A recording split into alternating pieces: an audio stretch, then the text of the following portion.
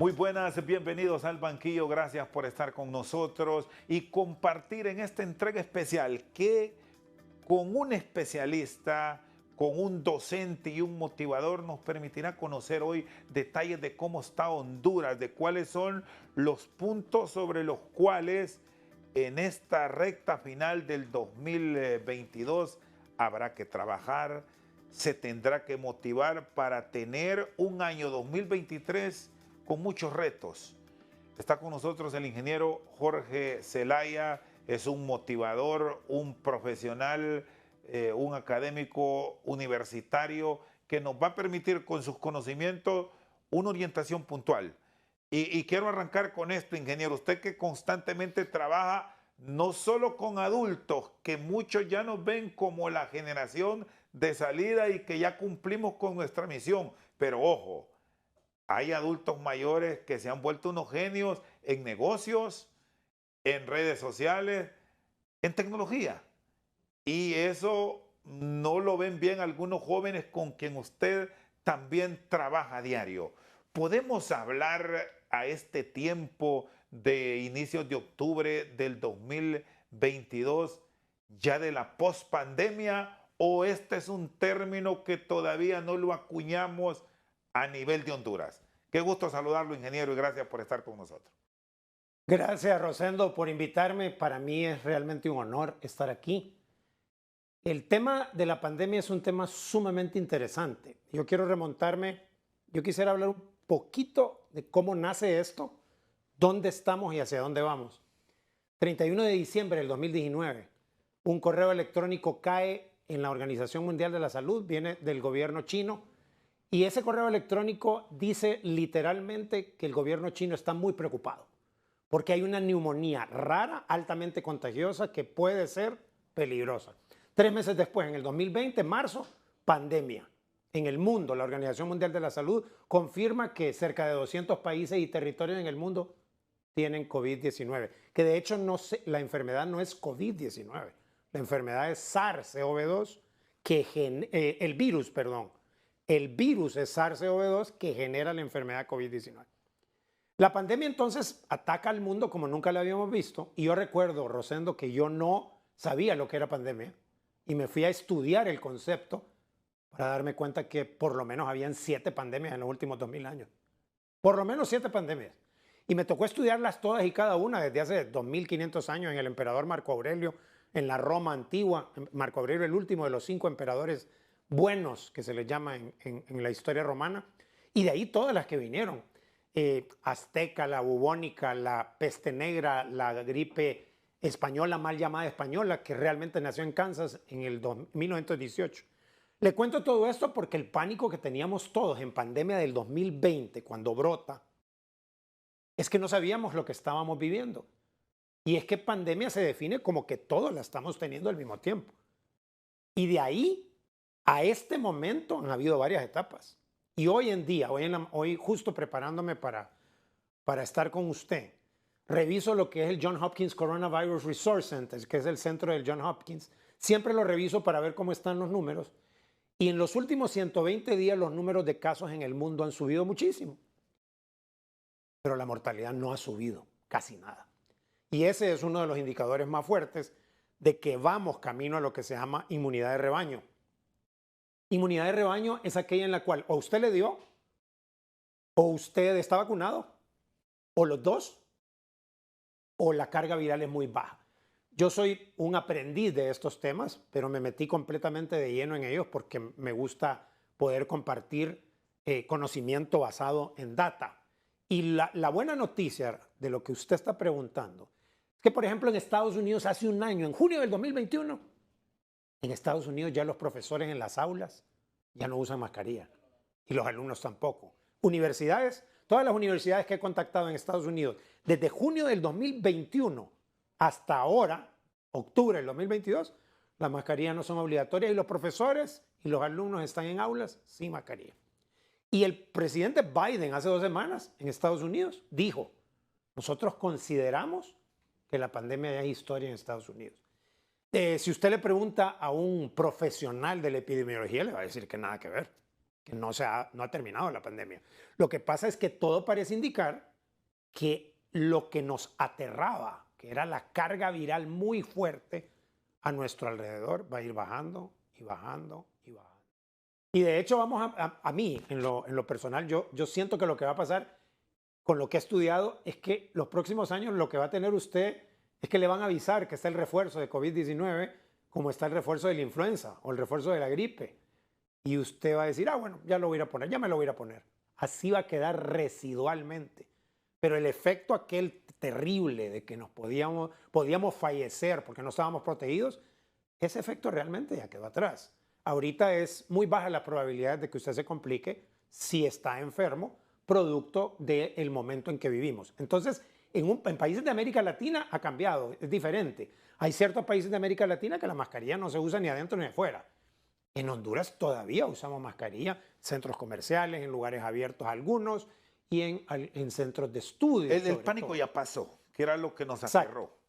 El pánico ya pasó a niveles no manejables. Todavía sí se siente miedo, perdón, hay cierta inquietud, pero la verdad es que el efecto más grave en este momento, dicen los científicos, estoy citando científicos, ya pasó porque vamos camino a inmunidad de rebaño, que es cuando el contagio va a bajar. ¿Y cómo debemos irnos ya preparando como país a nivel de los diferentes estratos de la sociedad para dar el paso a niveles de nuestras economías hasta ese final del 2019, donde no es que estábamos bien, ni que vivíamos en las opulencias de los tigres asiáticos, pero teníamos una economía relativamente mejor y con niveles de crecimiento mucho más aceptables a los niveles inflacionarios de hoy, mezclados con ese tema de pandemia y sumado el ingrediente que nos trajo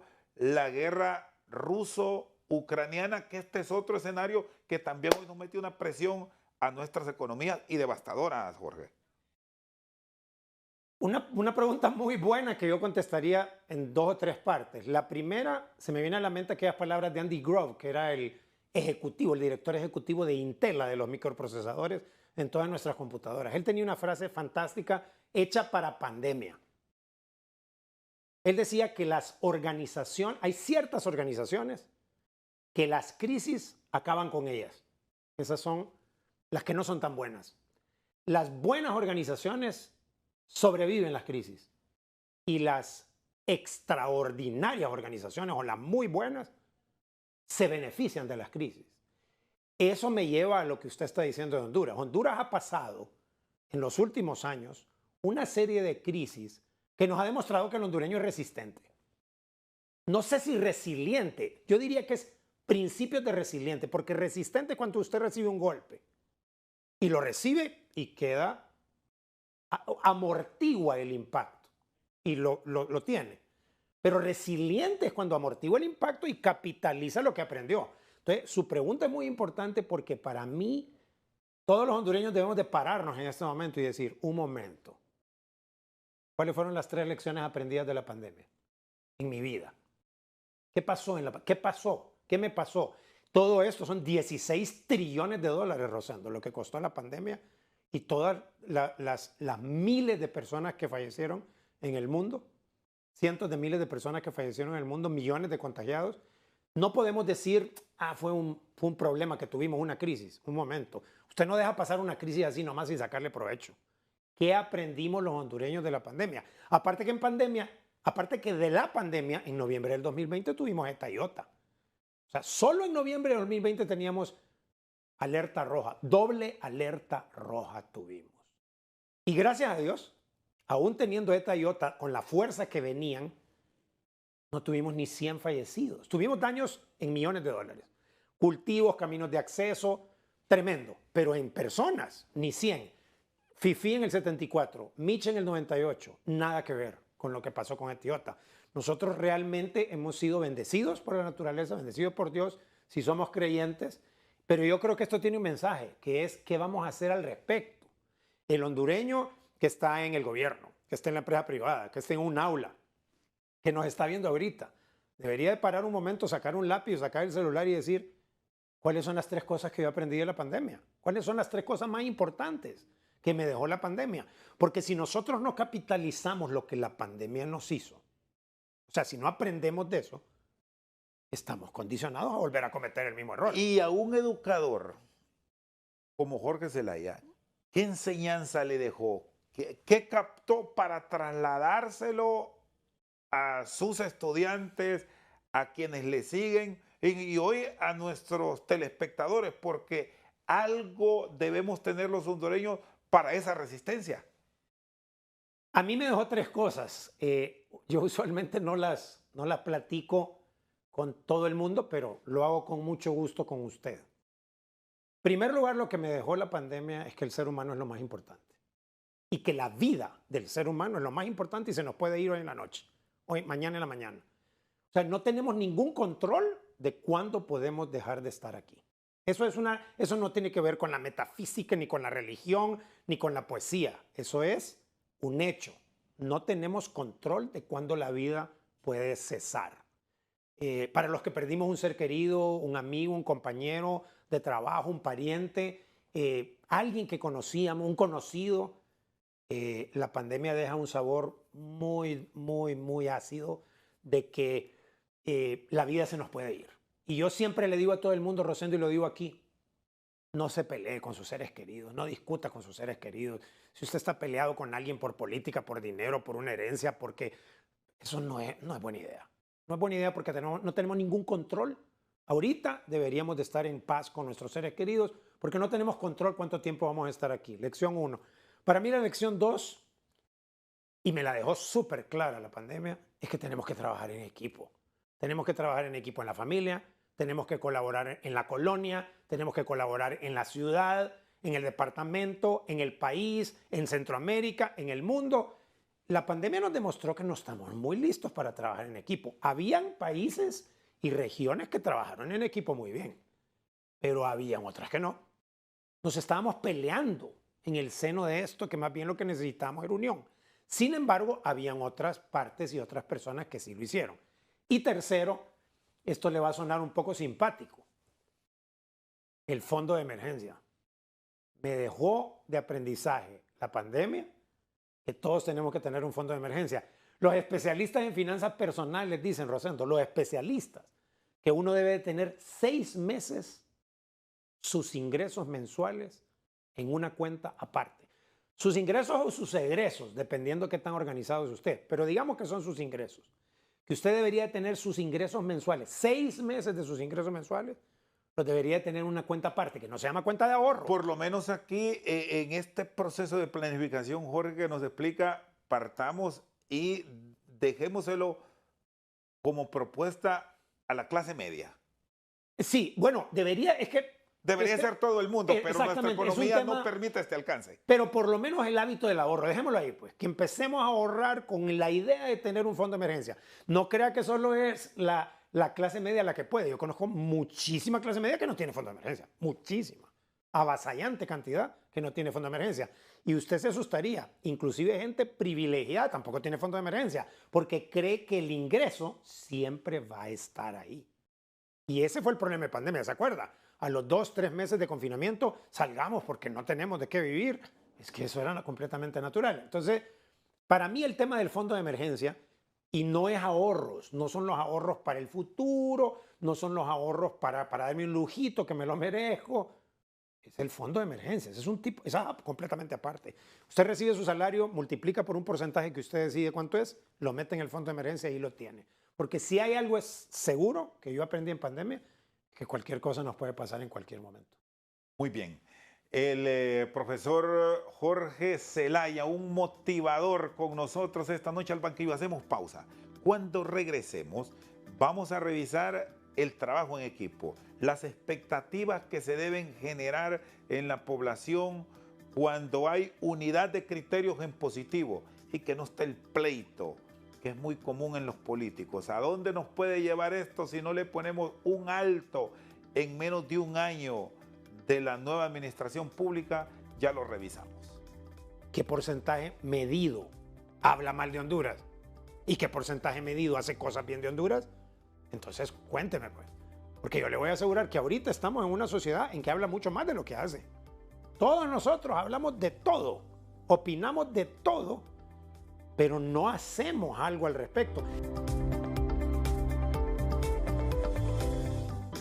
Seguimos compartiendo al banquillo con Jorge Zelaya, ingeniero de profesión, un motivador constante a nivel nacional e internacional.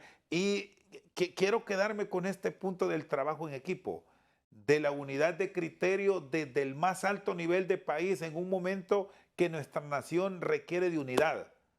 Parece que los políticos en nuestro país, Jorge, no entienden de las realidades de nación. Y aquí por todo nos peleamos. Resulta que ahora un tweet o un Twitter revuelve a medio mundo. ¿Para dónde caminamos con todo esto? Bueno, es que realmente, Rosendo, lo que ha pasado con las redes sociales es que nos han dado un micrófono.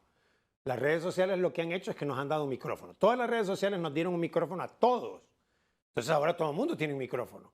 Y hay ciertas personas que utilizan el micrófono para ciertas cosas. ¿Qué le puedo decir yo? Para mí, yo creo que son más las cosas que nos unen a los hondureños que las que nos dividen. Yo creo que tenemos enemigos en común. Yo creo que la pobreza, tanto de manejo inadecuado de nuestros recursos financieros, como la pobreza de espíritu, como la pobreza mental, la pobreza de actitud, creo que eso es grave. Ese es un enemigo que tenemos todos. Y yo creo que todos deberíamos de tener claro. Yo no estoy seguro por qué nos ponemos de enemigos, adversarios políticos, religiosos, sociales. Los enemigos son pobreza, los enemigos son ignorancia, por el amor de Dios. ¿Cómo puede ser que todavía estemos nosotros creyendo que la pandemia no golpeó la educación del país?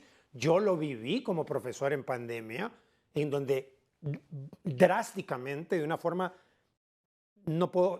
brutalmente nos pasamos a una plataforma digital y la plataforma digital permitió que mucha gente la recibiera, pero no necesariamente la recibiera de la misma forma que personalmente. Entonces, eso hablando de universidad, que es un grupo privilegiado.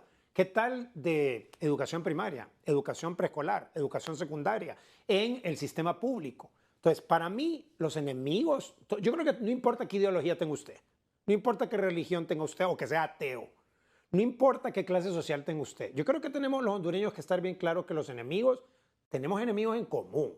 Y eso debe ser el no tener educación o la ignorancia.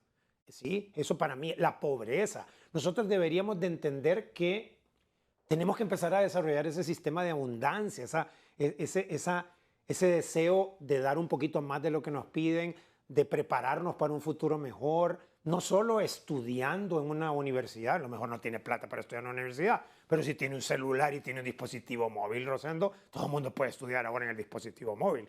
Entonces yo creo que esos enemigos, la mala actitud, el hondureño ya debe dejar de hablar mal de Honduras con sus palabras y empezar a hablar con sus acciones. ¿Es envidioso el hondureño en términos generales o son segmentos de nuestra sociedad los que viven con esos rencores internos que no dejan o no permiten superarse a ciertos grupos que han mostrado su capacidad en medio de toda la crisis?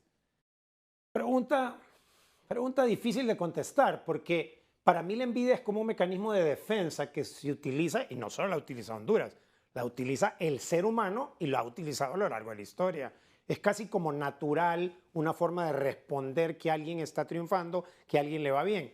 Pero de ahí es donde debemos de generalizar la solidaridad.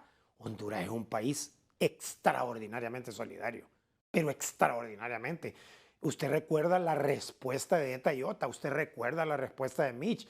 Podemos acordarnos vagamente de Fifi y de todo lo que ha pasado. Lo que está pasando ahora con las inundaciones es impresionante. Yo me siento orgulloso de ser hondureño porque Honduras es un país sumamente solidario.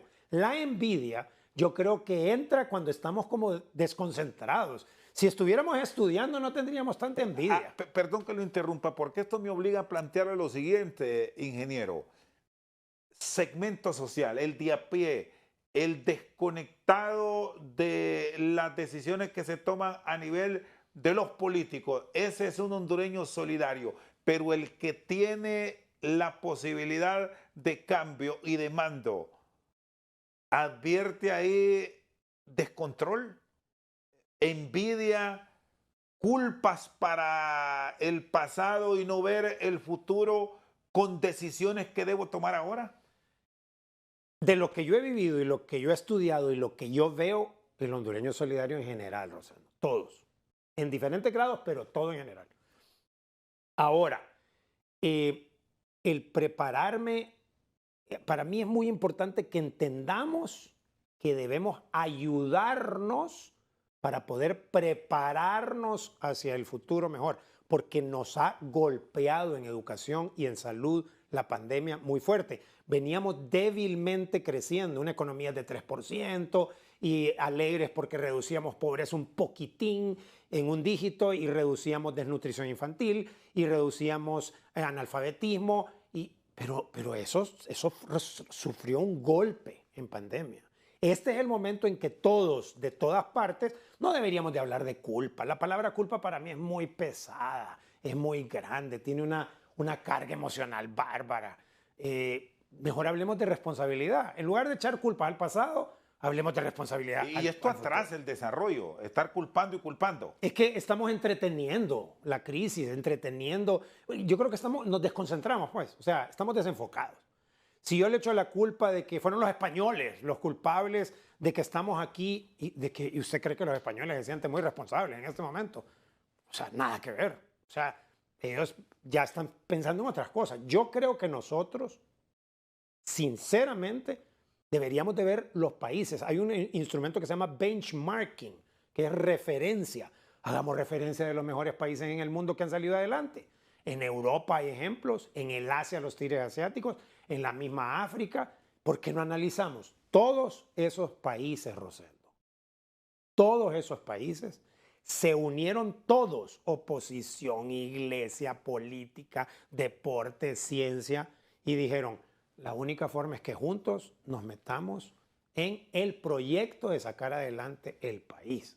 Cuando eso se logra así, esos son los mismos ejemplos que hay. No son fáciles y toma tiempo, pero ese es el ejemplo. Pero esta teoría, ¿por qué resulta tan difícil aplicarla a nivel de los países de América Latina y sobre todo a nivel de Centroamérica? Y reducimos el espacio y nos quedamos en Honduras, donde vemos hoy una administración que intenta hacer cambios, que está cometiendo errores, y eso es normal, pero una oposición que debería apoyar por el bienestar del país está tratando de correcciones a corto plazo.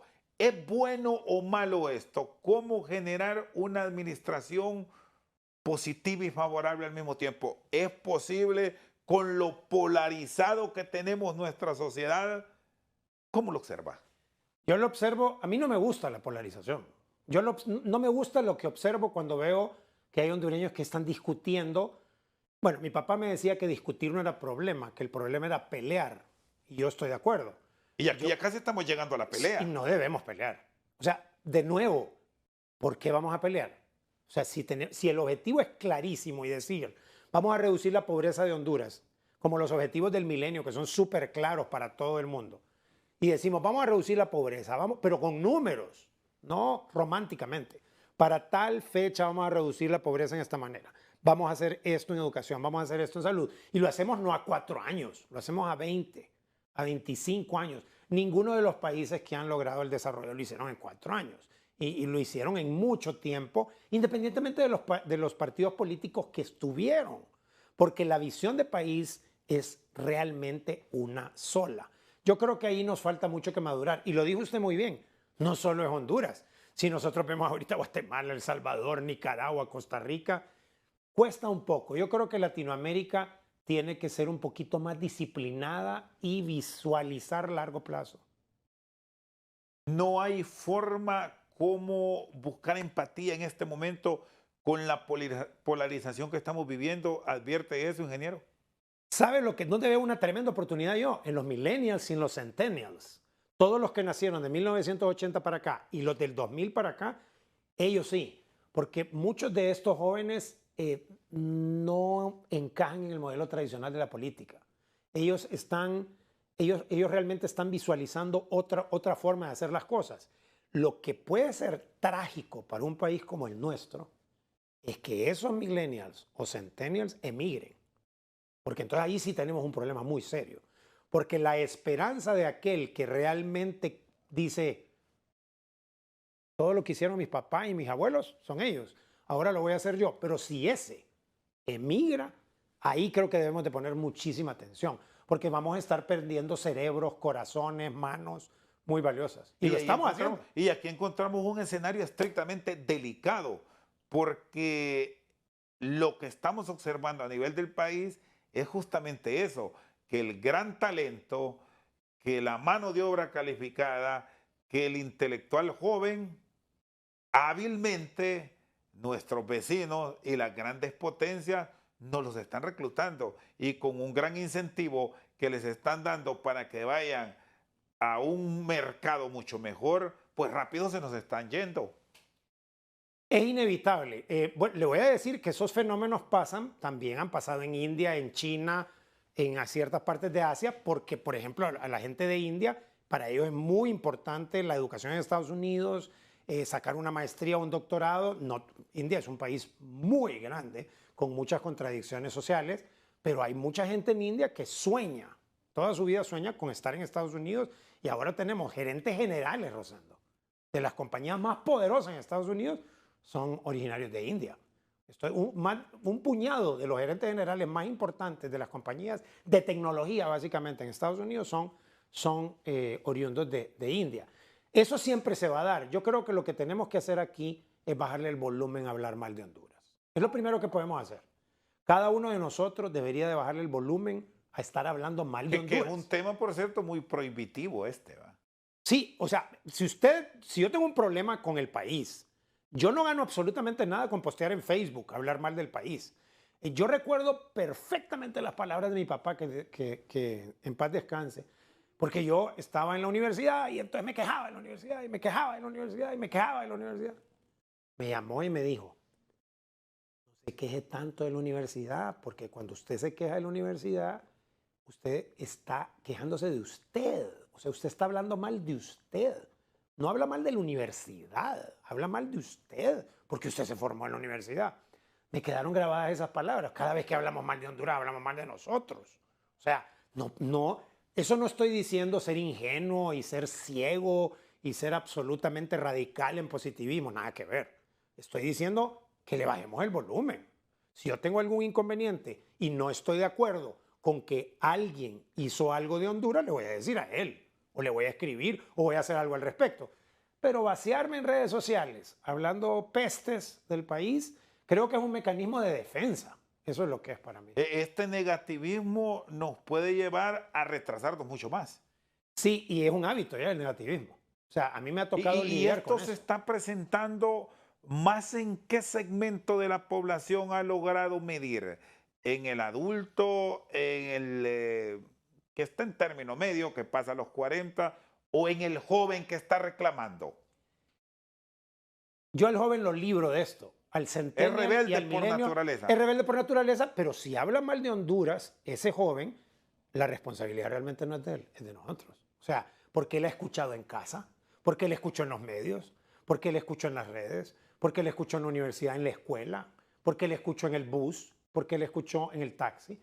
Y entonces usted está escuchando tanto, que es lo que llamaba Carl Jung, el famoso psicoanalista, el subconsciente colectivo.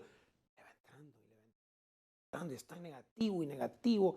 Entonces, para mí, hay personas que me dicen, pero no solo podemos pensar en positivo, es que yo no quiero que la gente piense en positivo, yo quiero que la gente piense real. Es decir, cuestione con fundamento. Pues sí, analice si está mal, entonces cambiémoslo, pero tengo que aceptar que está mal. Ahora, si yo hablo mal de Honduras todo el tiempo, si yo me quejo de Honduras toda la vida, entonces lo que estoy haciendo realmente es entreteniendo esto. Si yo le pregunto, de 24 horas al día que tiene, usted, ¿qué porcentaje medido habla mal de Honduras? ¿Y qué porcentaje medido hace cosas bien de Honduras? Entonces, cuénteme, pues. Porque yo le voy a asegurar que ahorita estamos en una sociedad en que habla mucho más de lo que hace. Todos nosotros hablamos de todo, opinamos de todo, pero no hacemos algo al respecto. Y de hecho, criticar con la persona que no es directamente responsable no estamos atacando el punto. O sea, me acuerdo de servicio al cliente básico. Usted va a un restaurante y lo atienden mal y usted se queja con todo el mundo, menos con quien lo atendió mal, el proceso no se va a mejorar porque esa persona no se dio cuenta. Se empezó a hablar por otros lados. Muy bien, está con nosotros Jorge Zelaya. Vamos a ir a una pausa. Cuando regresemos, ¿hay en nuestro país políticos que les gusta vivir dentro de esa jungla, dentro de ese caos y les beneficia? ¿Deben cambiar sus conceptos por el bienestar colectivo? ¿Ahora mismo estamos a tiempo de lograrlo? ¿Cuál es su visión? Después de la pausa tenemos aquí la respuesta. ¿Sabe quién es, Rosendo, el mejor líder que nosotros podemos tener en este país? Es la madre soltera hondureña. Las madres hondureñas y particularmente las madres solteras son los mejores líderes que hay. Porque tienen todas las características de un buen líder. Tienen visión, cambian el mundo a su alrededor, no van a la U, pero logran que sus hijos vayan a la U. Dejan de comer ellas porque coman sus hijos. Seguimos al banquillo con Jorge Zelaya. ¿Cómo quitar ese concepto de muchos? Yo creo que aquí hay en todas las profesiones, como usted señalaba. No es que vamos a culpar al que gobierna, al que esté en el legislativo, en el sistema judicial. Es de ciertos personajes que se benefician de estos temas, de la crisis en general. ¿Hay forma cómo corregir esto en medio de un país que hoy genera mucha discusión entre las cúpulas que gobiernan? A mí me fascina que hubiera discusión fértil. A mí me fascinaría que hubiera una discusión que sería una lista de los problemas de Honduras, que se llama lluvia de ideas, pero la lista no es tan importante, fíjese, para mí. La lista de los problemas de Honduras no es tan importante porque todo el mundo se sabe cuáles son los problemas. La lista de la respuesta a los problemas, ¿cómo los vamos a solucionar? A mí me fascinaría que hubiera una lista, sesiones en las cuales los hondureños opinaran cómo resolver el problema. Tenemos problemas en este área, en la otra, en esta ciudad. Perfecto. ¿Cómo lo solucionaría usted? O sea, a mí me parece que tenemos que pasar del lado de la crítica, que está bien criticar si no es una crítica que no lleva a nada, si es una crítica positiva, a pasar a la acción. Posiblemente alguien me diga que iluso este señor, tendría que estar en el gobierno para cambiar las cosas. O sueña mucho, dirán otros, Jorge anda perdido, porque lastimosamente ese es el concepto que se tiene cuando se abordan estos temas con personas que debemos decir no están en política, que son hombres de academia. Sí, y no solo de academia, a mí me ha tocado de acción en la cancha darme cuenta que el hondureño está sediento de esto. Porque yo tengo una firma, tengo una empresa y en mi empresa, con mis clientes, me encuentro con esto. Y es que esto es lo más interesante, Rosendo. ¿Qué es lo que más está reclamando en este momento el hondureño? La gente, el que desea quedarse en Honduras y no irse. La gente tiene hambre de superarse. El deseo de superación es el elemento más en común de todos los lugares donde yo visito, de todas las personas con que yo me entrevisto, independientemente de todos mis clientes, todos mis alumnos, de 10 elementos que yo evalúo en las personas, el deseo de superación. Superación económica, educativa, social. Toda la superación. O sea, la superación integral. ¿Sabe por qué? Porque eso es parte del ser humano, Rosendo. Es parte del ser humano. El ser humano se siente feliz cuando se supera a sí mismo. Cuando crece, cuando evoluciona, cuando aprende, cuando le va un poquito mejor. Y no solo económicamente hablando. Entonces, yo creo que esto es sumamente importante. Yo sigo insistiendo, soy sumamente necio. Tenemos que cambiar el discurso de quejarnos con palabras a quejarnos con acciones. O sea, si yo me quiero quejar de lo que no me gusta del país porque no se ayuda a la niñez, entonces vaya a una organización voluntaria y ayude a la niñez con una organización voluntaria. Y yo le quería decir algo que se me fue de la vez pasada, del último segmento, que usted me preguntó. Hay una cantidad de hondureños extraordinarios que no conocen, que no son conocidos en ninguna parte, pero que yo he tenido la oportunidad de empezar a lidiar, jóvenes de mediana edad, mayores, que hacen trabajo silencioso, que ayudan a alguien más, que le están... Es impresionante. Yo estoy fascinado, Rosendo, fascinado con tanto hondureño que ayuda a otro hondureño y no nos damos cuenta. Lo hace a título personal, lo hace a título de la iglesia, lo hace a título de la comunidad. El hondureño realmente quiere ayudar al otro hondureño. A mí me parece que no tenemos que bajarle el volumen al ímpetu de salir adelante. Y aquí es donde hay que tener el cuidado en la selección y en el impulso local, porque nos los están reclutando. Ya me hacía esa referencia en términos educativos de lo que pasa con el talento indio, que por cierto va a ser el país más poblado de la tierra en un par de años. Y ahí vamos sumando donde encontramos en los países de la Europa del Este, que la satanizamos por sus conflictos armados, que están con mucha frecuencia en los últimos 50 años, y ahí encontramos los mejores matemáticos de la Tierra también. Sí, no importa, a mí me fascina cuando vemos latinoamericanos que están triunfando, haciendo cosas maravillosas. Yo creo que yo tenía una reunión con un norteamericano hace unos días y él me decía que realmente él cree mucho en Honduras, que él cree muchísimo en Honduras, que él ve mucho talento, que necesitamos liderazgo. Y es simpático porque es una de las palabras que más me gusta a mí, que yo enseño, con la que yo trabajo, con la que me siento identificado, pero liderazgo debe ser el que debemos hacer todos. ¿Sabe quién es, Rosendo, el mejor líder que nosotros podemos tener en este país? Es la madre soltera hondureña. Las madres hondureñas, y particularmente las madres solteras, son los mejores líderes que hay. Porque tienen todas las características de un buen líder. Tienen visión, cambian el mundo a su alrededor, no van a la U, pero logran que sus hijos vayan a la U. Dejan de comer ellas porque coman sus hijos. Para mí, el ejemplo de liderazgo de la madre soltera hondureña es incomparable. Y no digamos la que logra desarrollar el talento y se supera. Es un ejemplo incluso hasta en lo administrativo extraordinario. Mujer educada y con alta autoestima cambia todo a su alrededor. Esas dos características en una mujer hacen que esa mujer lidere y cambie la sociedad a su alrededor. El Banco de los Pobres, por ejemplo, el Grameen Bank de Muhammad Yunus, le presta a los pobres, nada más. Solo los pobres le presta. Adivine quiénes son los mejores pagas de esos préstamos, las mujeres. En general, los microcréditos, que son mujeres las que lo sacan, nunca faltan. No hay mora, las moras bajísimas, pagan a tiempo, siempre pagan.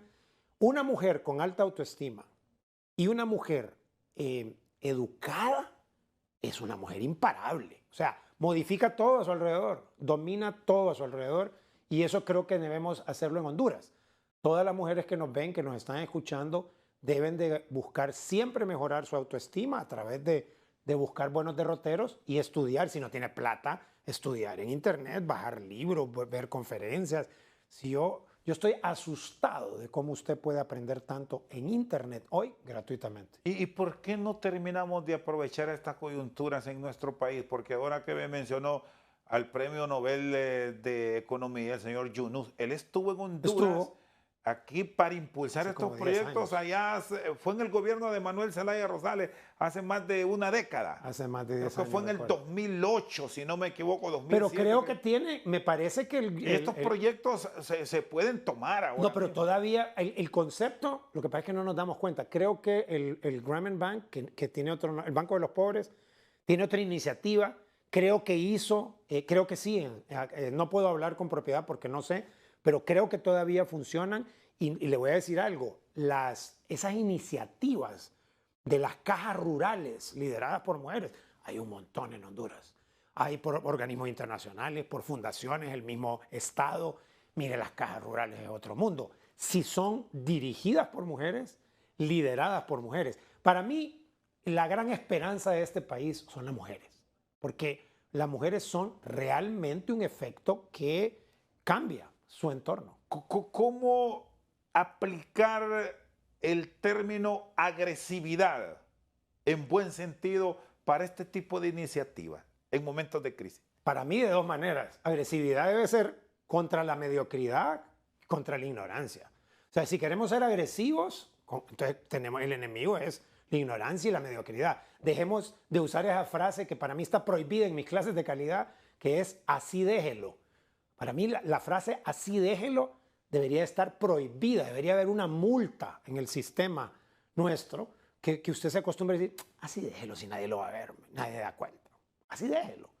Es como el agregado del hondureño, lo hacemos después. Lo hacemos después, así déjelo, no importa, nadie lo va a ver. Todas esas cosas las tenemos que empezar a quitar. Porque tenemos que concentrarnos. Usted dice agresividad, claro, trabajemos más fuerte, pues. Trabajemos más duro, trabajemos aprendiendo. Si realmente los centros de trabajo son escuelas, Rosendo. Uno aprende en los centros de trabajo. Es decir, aquí no se vale aquello, Jorge, no te preocupes. Sí, ocúpate. No te preocupes, ocúpate. Yo creo que tenemos que aprender mucho. La gente ha pensado que estudiar es en universidad y que tengo que tener plata. Y hoy por hoy, ser ignorante es una decisión consciente. O sea, usted tiene una cantidad de material gratuito en Internet que usted bien puede avanzar en su estudio de manera autodidacta. Tal vez lo que no tenemos es disciplina. Muy bien, está con nosotros Jorge Zelaya. Hacemos una pausa y ya venimos con más aquí desde el banquillo. Que hay mensajes que realmente pueden tener lo mejor de los dos mundos. Un poco de entretenimiento y educación. Entonces, a mí me parece que ahí está el secreto en poder hacer agradable, en el poder hacer dulce, el poder hacer atractivo el aprendizaje a través del mismo entretenimiento. Seguimos al banquillo, está con nosotros Jorge Zelaya, un catedrático universitario, motivador, escritor. En estos momentos difíciles del mundo, porque no solo es Honduras, me daba una frase que es fundamental en los grandes estudios y en el desarrollo de la humanidad: disciplina, porque supera incluso la inteligencia. Y eso es lo que muchos de nosotros no tenemos, porque nos citan y son citas que le pueden transformar la vida. Y la costumbre del hondureño, no sé si le ha pasado a usted como profesor, que llega tarde o que nos entretenemos o nos divagamos con algo que en el momento nos satisface, pero que a futuro nos retrasa. Dos temas en cuanto a disciplina. Tocó un punto clave aquí. Para mí, dos temas. El primero, para mí hay 4 hábitos que Honduras debería de tener: orden, limpieza, puntualidad y disciplina. Y la gente me dice, pero ¿cómo puedo yo ser más disciplinado? Y yo le digo, sea ordenado, limpio y puntual y va a ser disciplinado. O sea, primero orden, después limpieza, puntualidad y disciplina. Trate de hacer esos 3 y va a ser el cuarto. Porque la disciplina, nos dicen desde pequeños que la disciplina es a la fuerza, que la disciplina debe doler, que la disciplina debe ser realmente incómoda. La disciplina lo que está haciendo es hacer lo necesario, lo adecuado, lo correcto, aunque no tengamos ganas. Pero no tiene por qué haber no tiene por qué haber un poder coercitivo, fuerza. Por alguna razón nosotros pensamos, te voy a disciplinar con una regla o te voy a disciplinar a golpes. Eso no es disciplina, porque la disciplina preeminente sobre todas las demás es la disciplina de uno mismo. Entonces, cuando usted tiene disciplina sobre sí mismo, ya no importa lo demás. O sea, orden, limpieza, puntualidad y disciplina. Honduras, con solo las 4 cosas que Honduras hiciera, yo creo que avanzaríamos, Rosendo, décadas. Y si usted quiere ser disciplinado, no se preocupe, sea ordenado, limpio y puntual primero. Porque aquí cuando nos tratan de orientar o nos buscan aconsejar de alguien que tiene mayor experiencia, y ojo que esto no importa la edad, puede ser un menor, puede ser alguien de su edad o un adulto, terminamos renegando. Y eso es muy común encontrarlo. A usted no sé si le ha pasado como docente, más allá de la cátedra impartida en un acto de querer mejorar a determinado ciudadano. Completamente, completamente. Pero yo creo que de nuevo nos estamos desenfocando, porque lo más importante es la meta en donde debemos ir. Y si usted está enfocado en la meta, no tiene tiempo para estar en todas estas cosas. A mí me parece que Honduras a veces está muy desenfocada. Está tratando de hacer, yo veo que se habla empresa privada, gobierno, vamos a hacer todos estos proyectos y tenemos tantos proyectos. La verdad es que tenemos que enfocarnos en pocos proyectos y lograr el mayor impacto posible. El mejor proyecto es el de uno. Lo que tenemos que hacer nosotros individualmente. O sea, cada uno de nosotros debe trabajar en nuestro orden, limpieza, puntualidad y disciplina para después movernos a algo más. Si usted no tiene una meta, usted va a terminar cumpliéndole las metas a alguien más. Así de sencillo. Aún siendo colaborador de una empresa, aún siendo un colaborador remunerado, aún no teniendo su propio negocio, usted puede tener sus propias metas. Debería de tener sus metas. Y no estoy hablando solo de sus metas profesionales. ¿Qué pasa cuando una persona no tiene metas? Está a la deriva, víctima de las circunstancias, espacio fértil para criticar, para culpar, porque como no estamos trabajando en función de las metas, usted ha visto gente que está sumamente enfocada en metas, no está pendiente de todas las cosas, está pendiente de sus metas. Y Creo es que ahí nos fácilmente hace falta. engañado, fácilmente engañado, Claro. víctima. Claro, porque no está concentrado. Y yo creo que los hondureños tenemos varias metas. Vuelvo a insistir. La meta de reducir pobreza, la meta de aumentar educación, que estemos educados todos. No necesita que todos vayamos a la universidad o a la escuela. Necesita que leamos. ¿Cuánto leemos? ¿Qué leemos? Ahora que tenemos nuestros dispositivos. Rosendo, yo viajo por el país y yo veo a todo el mundo en el celular. Yo estoy en un aeropuerto y veo a todo el mundo en el celular. Yo estoy en el supermercado, veo a todo el mundo en el celular. Y yo digo, de lo que están viendo en el celular, ¿cuánto ¿Qué es consume? aprendizaje? Sí, buen Exacto. punto. ¿Cuánto ¿Qué- es aprendizaje y cuánto es entretenimiento? ¿Qué consume? Todo el mundo está en el celular. Del 100% de su uso del celular, ¿cuánto es entretenimiento y cuánto es aprendizaje de algo que le va a servir? Tampoco, posiblemente alguien me esté escuchando, Rosendo, y dice, qué aburrido este señor, es que este señor quiere que estemos leyendo todo el tiempo y que no nos divirtamos. No dije eso yo. Yo solo le pregunté qué porcentaje. ¿Qué porcentaje del 100% del uso de nuestro celular es aprendizaje y qué porcentaje es entretenimiento? El entretenimiento es más sexy que el aprendizaje normal, que el estudio, por supuesto, porque es una gratificación inmediata, porque yo me siento y usted está pasivo. En el aprendizaje usted tiene que ser activo, entonces tiene que hacer un esfuerzo. En la diversión usted está pasivo, solo recibiendo. Yo sé que es natural y no pretendemos que la educación y el entretenimiento tengan igual de cuota en su celular. Pero yo no quisiera pensar que Honduras solo nos dedicamos a entretenimiento en el celular. ¿Quién de los grupos que a través de sus charlas y sus contactos tiene cifras es el más dedicado a estar en ese nivel de aprendizaje que le transformará su vida a futuro? Porque, ojo, aquí hemos hablado de cómo está deposicionado el Centennial y el Millennial, pero hay una gran cantidad de estos chicos que andan en ese mundo del entretenimiento, que son felices en el momento por ver un TikTok, por ver una publicación en Instagram, por interactuar en Facebook, pero ¿qué está consumiendo? Y también generación X, o sea, también los que nacieron entre el 65 y el 80. Es impresionante todos cómo caemos en eso. No le podría dar números exactamente, pero lo que sí le puedo dar es que cuando usted capta la atención de alguien en un tema específico, esa persona sí escarba ahí. ¿A qué me refiero con esto? Que hay TikTok educativos, que hay videos de YouTube educativos, que hay mensajes que realmente pueden tener lo mejor de los dos mundos, un poco de entretenimiento y educación.